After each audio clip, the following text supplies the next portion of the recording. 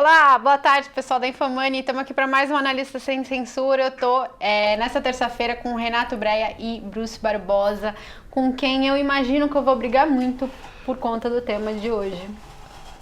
Na verdade, Por que você não veio de preto, Bruce? A morte, você que tinha que vir de preto. Não, eu não tô defendendo a Eu moda tinha que ainda vir por tipo você. amarelo, 2019, o ano da bolsa. O ano de ganhar dinheiro na bolsa. É mesmo, né? Você passou com amarelo? Passei de cueca amarelo a Réveillon, foi maravilhoso, por isso que a bolsa subiu só no cueca começo desse amarela, ano. né? Não, e a roupa por cima também, né? Mas acho que essa é uma briga que já começa com um ganhador, né? Não tem nem discussão, né? A renda fixa finalmente morreu, Bruce.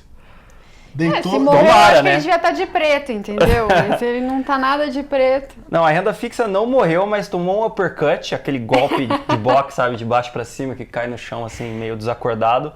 Então a renda fixa tá meio cambaleante esse ano. A Marília pode até falar melhor, né? O que aconteceu com os títulos? O que aconteceu com a renda fixa, Marília? Meu Deus, o que aconteceu? Na verdade, assim, a renda fixa, como qualquer outro dos seus investimentos, melhora e piora em ciclos, né? Cada ativo e cada... por exemplo, você pega uma ação, ou a bolsa como um todo, e a renda fixa, você vai ver que tem momentos que são muito bons para a renda fixa, momentos que são muito bons para as ações, momentos que são bons para os dois. E que influencia isso? Basicamente o cenário econômico. O que a gente está vendo agora? O que a gente viu, né, ultimamente? A gente teve uma crise econômica com o governo Dilma, além de crise econômica, era crise de confiança. Então, o câmbio disparou para cima, com isso as taxas de juros dispararam, e depois o impeachment. Quando o Temer assumiu um governo mais liberal, ele mudou as políticas, colocou o Ilan no Banco Central, o Ilan controlou a inflação e com isso as taxas de juros desabaram. E qual o cenário agora? Agora a gente está com um prêmio, né, bem baixo na curva de juros, ou seja, o mercado espera algumas altas para esse ano, ao longo desse ano e também o ano que vem, mas já é um cenário de alta de juros muito mais baixo. Né? Não tem como ganhar muito mais com marcação no mercado, porque para as taxas caírem mais ainda, você precisa de uma reforma estrutural, reforma da Previdência, aumento de produtividade do país, enfim, várias coisas que demoram para acontecer, então não vai ser uma queda rápida como a gente teve até agora, e com isso, se você não tem o benefício, os ganhos, né, de marcação a mercado com a queda de juros, você tem só o carrego, né? Então você compra um título, carrega ele até o vencimento. E se você comprar, por exemplo, um título longo, acima de 2024, você vai ter um carrego aí, grosso modo, de 140 do CDI. Então a renda fixa que a gente viu, por exemplo, no último trimestre do ano passado, rendendo 250% do CDI, agora vai ser carregada 140% do CDI. E o Bruce, que cuida de ações, tá achando que ele vai performar muito melhor do que isso, né, Bruce? Não, então, acho que você falou de renda fixa, dá pra gente fazer um paralelo com ações também. Tipo assim, a gente vendeu o CVC, acho que em final de novembro, ou meio de novembro. Uma ação você compra ela quando ela tá barata, a expectativa fica muito melhor do que, sei lá, talvez a expectativa com outras ações, a expectativa com o mercado como um todo. E você vende essa ação, troca por uma ação melhor, né? A mesma coisa acontece com a renda fixa agora. As taxas caíram demais, ou estão caindo demais, então no futuro, talvez o risco-retorno de renda fixa não seja tão bom quanto foi no passado, né? Com então, certeza. o que você falou, 200 do CDI, agora vai virar 140, né? 140 de carrego, né? Nem 140 de rentabilidade potencial. É de carrego se você carregar, digamos, uma LTN25 até o vencimento. E o CDI não subia, né? E o CDI não subia, exatamente. É claro que se você carregar até o vencimento, muito provavelmente você vai ter 100% CDI, porque a taxa da LTN é uma média, imaginando que o CDI vai ficar mais baixo agora e em algum momento ele vai subir, né? Então é 140 considerando o momento atual. Sim, mas para esse ano você não considera nenhuma alta? Esse ano acho que não. O que a gente está vendo é inflação baixa, capacidade ociosa das empresas alto, nível de hiato do produto, né? Então, assim, a gente está crescendo abaixo do produto potencial. Nosso hiato está aberto. Isso é desinflacionário. Então, por isso que a gente segue vendo índices de inflação muito baixos. E eu não vejo muitos motivos para reverter esse cenário, né? Até gravei um vídeo legal no YouTube, quem quiser ver esse vídeo um pouco sobre cenário macroeconômico e de juros para 2019, tá no canal da Nord Research no YouTube. Acho que o vídeo chama Da fixa para 2019 ainda vale a pena. Isso mesmo. Então lá eu explico um pouquinho de cenário e por que eu acho que a gente não corre tanto risco assim de ver.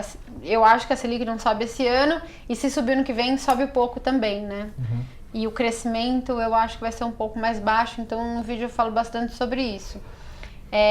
Agora, enquanto não é um ano bom para renda fixa, de forma cíclica, porque a gente está num cenário de prêmios muito baixos, juro, Selic, por exemplo, no low histórico, inflação em níveis muito baixos, a gente tem, por outro lado, as empresas, né, Bruce, com alta capacidade ociosa, reduziram muito custos operacionais, demitindo muita gente, reduziram muito despesas financeiras por conta de uma queda monstruosa de juros e qualquer pequeno crescimento já é lucro na veia, né, Bruce? A gente passou pela pior crise da história do Brasil nos últimos, 4 anos. A gente recuperou um pouco 2017, a gente cresceu. A gente cresceu um pouquinho em 2017, 2018, que era o ano que a gente cresceria um pouco mais. Mas aí nem eleições, né? Antes a gente teve a greve dos caminhoneiros, que acabou com o pouco crescimento que a gente tinha até ali, sei lá, acho que em maio, né? Abril ou maio.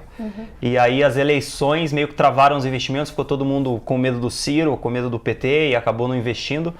No final, ano passado também foi um ano bem fraco, o que foi ótimo para os títulos, né? O que foi ótimo para os juros, quer dizer, crescimento menor, menos inflação. A renda fixa o ano passado, né? 2018 deveria ser a morte da renda fixa. Mas agora não foi. Atrasou um ano. Atrasou um ano, a renda fixa foi maravilhosa em 2018, porque a gente se surpreendeu com uma inflação mais baixa, uma necessidade de Selic muito mais baixa, mas agora talvez seja realmente... Eu lembro que no começo do ano passado a história era muito essa, né? Os juros bateu no low, né? E aí a recomendação da maioria das casas é assim, bom, agora é preciso que você faça, primeiro, os seus títulos de curto prazo você alongue, né? E você passe a investir maior parte do seu patrimônio em renda variável, né? Porque os juros devem permanecer baixos por algum tempo. Mas ainda assim, se esperava que houvesse um aumento de juros esse ano, né? Talvez no ano passado, esse ano ou talvez já em 2020. O que aconteceu foi que as coisas melhoraram de certa maneira, de que não só esses títulos se apreciaram muito, porque o país saiu do buraco, os riscos de eleição se dissiparam, e depois você teve ainda mais notícias econômicas que fizeram com que essas curvas fechassem ainda mais, né? E aí eu vejo... Crescimento, por exemplo, né? 2018 era esperado um crescimento de 3%. Sim. A expectativa do Focus para esse ano, que acho que só falta o último número, né? É 1,3%. Sim.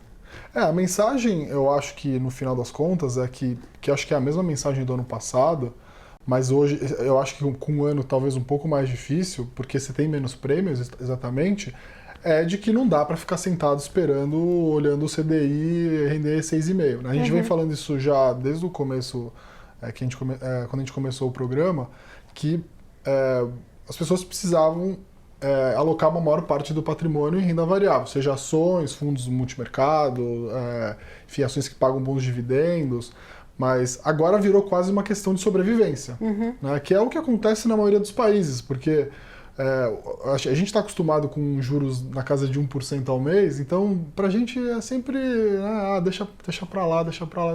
Agora, sim, a água realmente, eu não vou falar essa palavra. Agora o bicho pegou. Agora o bicho pegou. Então assim, a 6,5% você não ganha dinheiro. Não ganha dinheiro, porque se você ganhar 6,5%, com uma inflação de 3, 4, mais o imposto de renda que você ganha sobre a aplicação, você ganha praticamente 1% ao ano. 1% ao ano, assim, você não ganha dinheiro. Então, hoje, assim, lá atrás a gente falava que era uma oportunidade de, olha, a gente está vendo uma oportunidade de comprar coisas boas a preços baratos e tudo mais. Agora é uma questão de sobrevivência, não tem jeito, né? Então você precisa gastar mais tempo investir na sua carteira, né? Que é investir no seu investimento. Investir no seu investimento, que é assim, passar a estudar melhor as alternativas. Isso é uma coisa que eu falo, né? Lá fora, como o juro é 1% ao ano, né? E flat, né? Então não anda esse juro, as pessoas têm são financeiramente mais capacitadas, qualquer pessoa, né? Então elas precisam saber investir melhor o dinheiro. É muito comum nos Estados Unidos as pessoas trocarem ideias sobre ações, né? Ou comprar ações para aposentadoria, que também é uma coisa que é muito comum. E é um pouco a nossa ideia também do que vai ser a nova renda fixa daqui para frente. As pessoas vão precisar olhar as empresas, né? Empresas que elas consomem praticamente todo santo dia, empresas de energia, de concessão, etc. São empresas que vão estar aqui durante os próximos 10, 20, 30 anos e que podem dar um retorno em dividendos, né? Mais interessante do que a renda fixa pode te oferecer. Né? Talvez até o dobro do que a renda fixa pode te oferecer. Mais a diferença da ação, né? Da rentabilidade das ações. Com a vantagem de que o título de renda fixa, com duas vantagens, na verdade. Com a vantagem que, assim, um título de renda variável, né, pensando numa ação como um título de renda variável, ele tem a possibilidade de crescer o lucro. Né? Então, assim, você está comprando uma ação hoje a 10 que te paga 2 de lucro, e aí você projeta isso para frente, no final das contas, esse título, ele, além de você ganhar mais no dividendo, esse título se valoriza, né? Ao contrário da renda fixa, né? E também com uma segunda vantagem, que acho que talvez pode haver alguma mudança, eu já vi alguns papos em relação a isso. Isso aconteceu comigo recentemente, eu fiquei meio pé da vida, né? Mais um ponto para renda variável, para ações.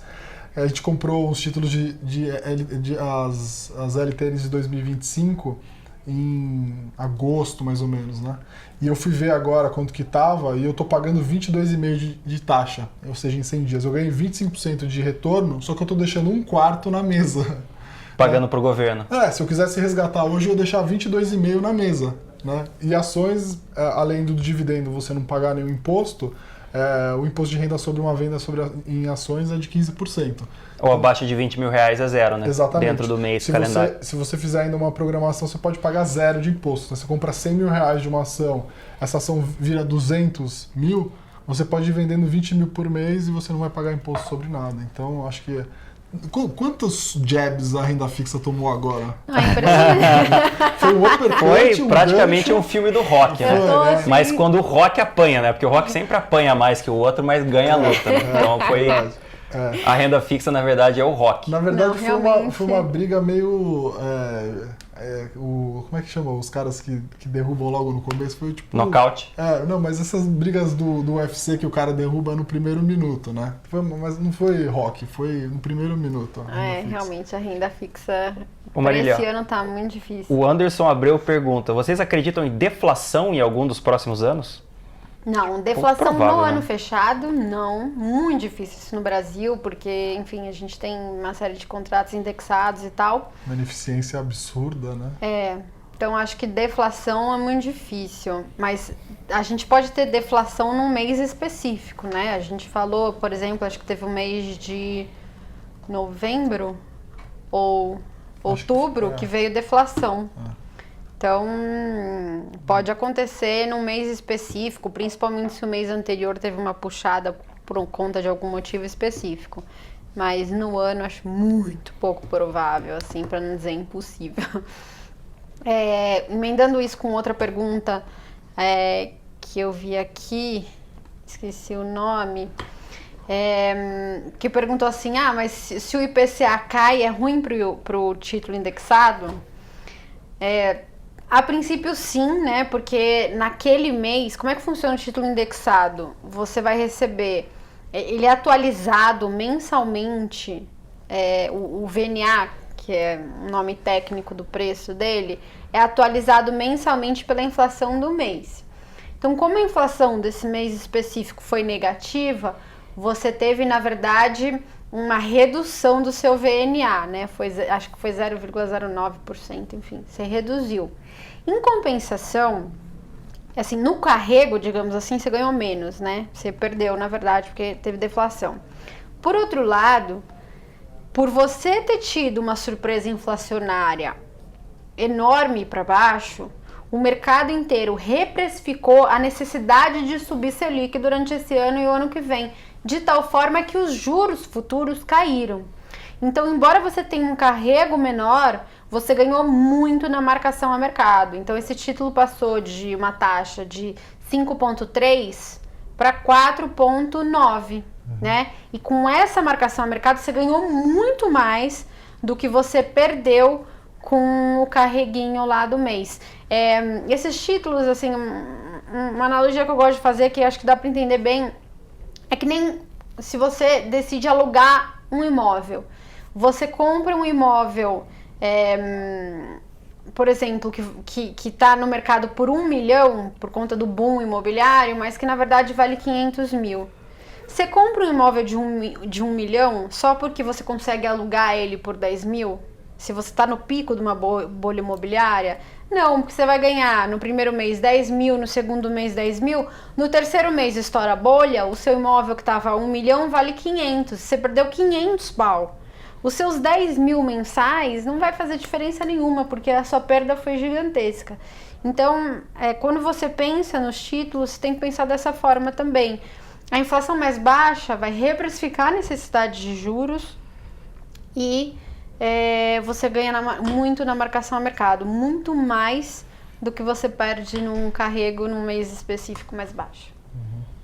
É engraçado isso, né? Renda fixa funciona com opções. Você ganha na marcação a mercado, mas você ganha muito mais. Aliás, você ganha muito mais na marcação a mercado do que você ganha no carrego, né? Com certeza. Tipo, você ganha muito menos no Gama do que você ganha no Vega. Com certeza. E acho que uma coisa legal, assim, de ações, né? Infelizmente, realmente ações não tá com nada. Acho que eu nem vou vir no próximo programa. Assim, falei que você tinha que vir de preto. Eu não sou nem mais bem-vinda aqui. Hashtag luto. Mas, assim, uma coisa legal de ações é que, assim, você não precisa operar ações, é uma coisa que a gente fala muito, né, lá na Nord. Você não precisa operar ações querendo ganhar a próxima tacada monstruosa que vai multiplicar por 5, né? Tem o jeito que eles acabaram de falar de operar ações, que é um jeito meio que à la renda fixa, que é ganhando dividendo. Então, por exemplo, Taesa, que é uma que o Ricardo adora, pagar 10% de dividend yield, então você vai receber lá 10% de taxa de dividendos, já está nos 2 dígitos, já é bem melhor que Selic, já é bem melhor do que alguns outros títulos públicos também, e você vai ter todo o upside de valorização da ação. Quer dizer, é um jeito mais conservador, né, de operações. E muito mais fácil. Não, e 10% limpo, né? Porque se você fizer um gross up, né? Se você colocar o quanto você pagaria de imposto sobre um título, seria mais ou menos 12, né? A renda fixa a gente fala em termos brutos. E quando a gente fala em dividend yield, a gente fala sempre no líquido. Então, você ganha 10 limpo. Enquanto na renda fixa você vai ganhar 6,5, né? Ou seja, num CDI você vai ganhar 6,5 bruto, né? Então... E se você resgatar ainda no curto prazo, você vai pagar a taxa de 22,5, que é a taxa regressiva. Né? Deixa eu só engatar o que você falou com o que o pessoal comentou aqui perguntou no site da Infomoney. O Dolinho falou: estrangeiros têm uma carteira de ações brasileiras de 1,2 trilhões de reais e uma posição vendida em futuros de 12 bilhões de reais. Sim. É o curto prazo quanto o longo prazo, né? Tipo assim, a posição ou o que a gente chama de estoque de investimentos dos gringos é muito maior do que o que eles ficam tentando tradar no dia a dia.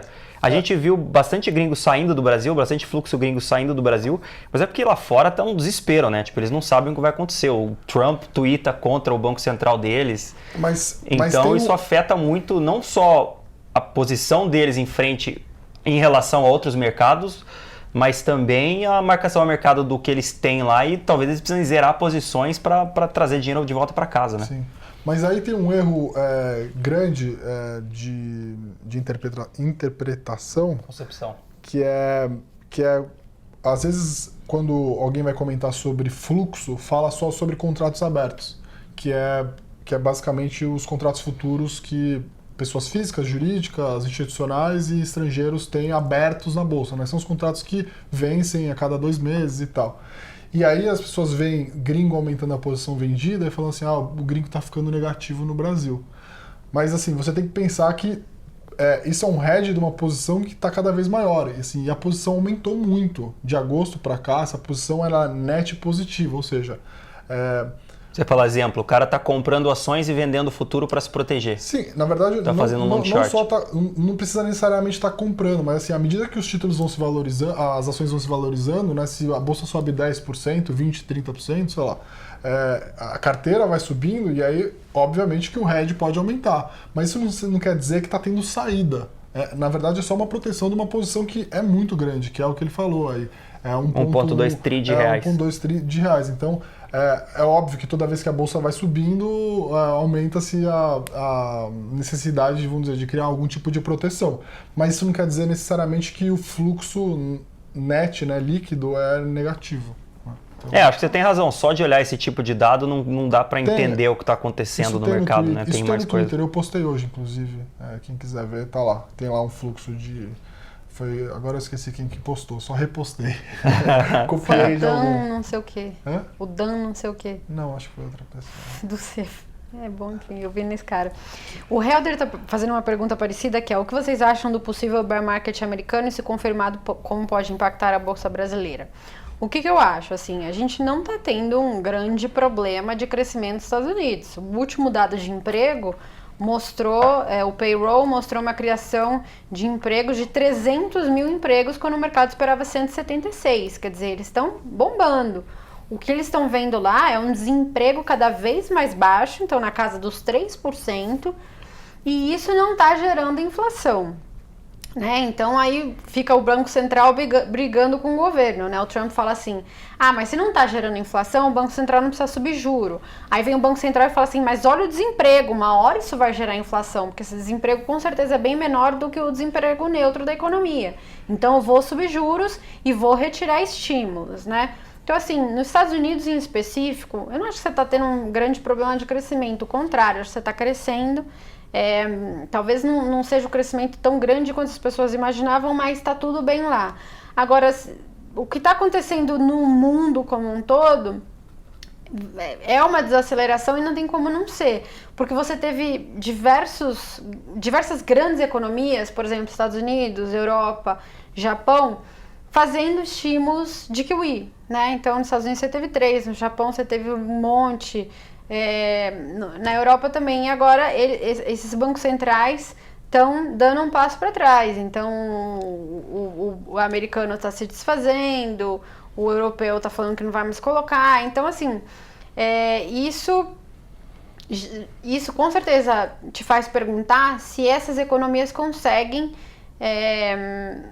sobreviver, né, ou viver de forma autônoma sem esses grandes estímulos econômicos que tiveram. O dado de hoje de produção industrial da Alemanha veio com queda de 1,9. Foi assim, caiu de cabeça a produção industrial. Mas eu tenho achado interessante o movimento da Bolsa mediante esses fatos que estão saindo lá fora, né? A gente tem dias que... Não cai, né? A gente tem dias que a Bolsa lá cai bastante, ou seja, o cenário externo, macro...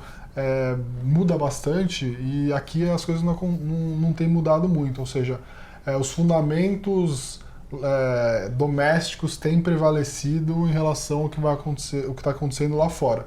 Não acho que isso vai acontecer, não acho que o Brasil está imune a uma crise externa, óbvio que está, sempre, né? Mas assim... Tá até acontecendo hoje, lá fora tá subindo 0,7 e a gente tá caindo meio aqui. Mas eu tenho visto... Mas geralmente está acontecendo o contrário. Tá tendo um descolamento mesmo, e eu acho que isso reforça um pouco, eu acho que no final das contas, o otimismo com o mercado local, né? Acho que a gente vai ter que esperar aí até os próximos 2 meses, mas eu tô curioso para ver como é que vai ser o resultado das empresas, né? Se a gente tiver resultado das empresas agora no primeiro trimestre, listadas, né, principalmente, que surpreendam o mercado, ou que venham pelo menos em linha, eu acho que a gente vai entrar num novo ciclo, e aí as coisas se reprecificam, né, de novo. Então, eu acho que faz sentido também a gente descolar das bolsas lá de fora. Claro, se tiver uma crise enorme, a gente vai ser contaminado. Mas se for só uma desaceleração moderada, eu acho que a gente vai descolar, porque a diferença de ciclo deles é enorme. Sim. Eles tiveram muito crescimento, sim, agora estão acomodando. Sim. A gente passou por 4 anos enormes de crise e agora a gente tem perspectivas boas de crescimento. O nosso dólar está a 4, quer dizer, se o gringo quiser comprar Brasil... vai estar em Black Friday. Tipo, gringo, assim, você quer Black Friday eterna no ano de 2019? Vem pro Brasil. E não é metade do dobro, né? É Black Friday mesmo, é Black Friday que nem os americanos fazem. É Black Friday depois de uma crise de 4 anos que já jogou o valuation num preço barato. Eu acho que essa diferença do ciclo faz um pouco explica um pouco, né, o porquê do descolamento, né? Sem dúvida. E eu acho que tem tudo para esse ano ser um bom ano. Deixa eu só responder 3 perguntinhas rápido aqui. O Anderson Abel pergunta de Unipar. Unipar continua barata e maravilhosa, com resultado sensacional. O último TRI tiveram algumas coisinhas estranhas, mas normal, de vez em quando acontece mesmo. O quarto TRI deve vir bom, então acho que sem problema nenhum. O Virgílio fala que quer construtoras para 2019, eu também estou bem otimista com construtoras, que dentro de um ciclo econômico, as construtoras têm um ciclo muito maior, digamos assim, então elas ainda estão na pior crise da história para elas. Se elas começarem a melhorar agora, isso aí tem muito caminho para andar ainda. E o Tonhon, ou Tognon, acho que imagino que seja Tonhon, ainda compensa comprar BRF. BRF é uma empresa que está em reestruturação profunda, pesada. Tá na rehab. E ela vai passar um tempo ainda internada na UTI e tal. Eu acho que ela é bem cara pro nível de resultados que está comprando. O mercado, eu acho que ainda está bem otimista com ela. Estava bem otimista em 2017 e 2018, tanto que a ação despencou. Eu acho que continua muito, muito otimista com ela. A reestruturação da empresa não vai ser tão rápida quanto o mercado imagina. Eu acho que assim, a mensagem também o que acontece muito na virada do ano, né? As pessoas olham o que aconteceu em 2018. E aí acho que era um ponto importante que eu queria falar, que assim, a Bolsa Brasileira foi a bolsa que mais subiu em real, né? Não em dólar. Em dólar ela ficou um pouquinho abaixo, 0,3% negativo. Mas ela foi a melhor bolsa de quase 30 bolsas no mundo. Então teve esse ponto. E aí que pode pensar, a Bolsa Brasileira subiu demais. Não. Primeiro, a resposta não. Segundo, o que acontece é as pessoas olharem para o que aconteceu em 2018 e falarem assim, deixa eu ver o que caiu demais em 2018. Né? E aí faz uma lista de baixo para cima, Cielo caiu 50%, BRF caiu 30%, Ambev caiu 24%. Pô, essas empresas aqui são maravilhosas, são empresas grandes, essas empresas vão voltar, né? E eu acho que essa é uma coisa que eu posso falar por conta própria, que eu já fiz muito essa besteira, de ficar caçando coisas a partir desse primeiro input, né, que é um erro muito grande. Acho que ainda tem muita coisa boa e barata na bolsa para ter que ficar procurando sarna para se coçar. E sarna para se coçar é justamente isso, procurar investir em cases que caíram muito, que estão passando por um momento transformacional, seja na indústria ou na empresa, e que, assim, particularmente, assim, a gente aqui, a gente acha que é muito difícil de ganhar dinheiro com isso, né? Mesmo para o gestor profissional, que é o cara que vai lá, conversa com o management, conversa com os fornecedores, com todo mundo, entende pra caramba do negócio. É muito difícil você pegar essa primeira pernada, que é a empresa que saiu da UTI e foi para casa, né? Que aí você tem aquela primeira porrada. A gente gosta muito do negócio que chama margem de segurança, que é assim, eventualmente vale a pena comprar essa empresa quando ela já estiver indo trabalhar, né? E não quando ela ainda estiver em casa. Óbvio que você vai pagar um pouco mais caro, mas você tem uma margem de segurança muito maior, né? Então acho que esse é um erro que muita gente comete, ficar olhando esses rankings, né? Eu até publiquei outro dia um ranking dos fundos, vários fundos que foram os melhores do ano não foram os fundos que captaram mais. E eu acho que muita gente está incomodada com isso, né? Investir em fundo multimercado em 2018 foi péssimo.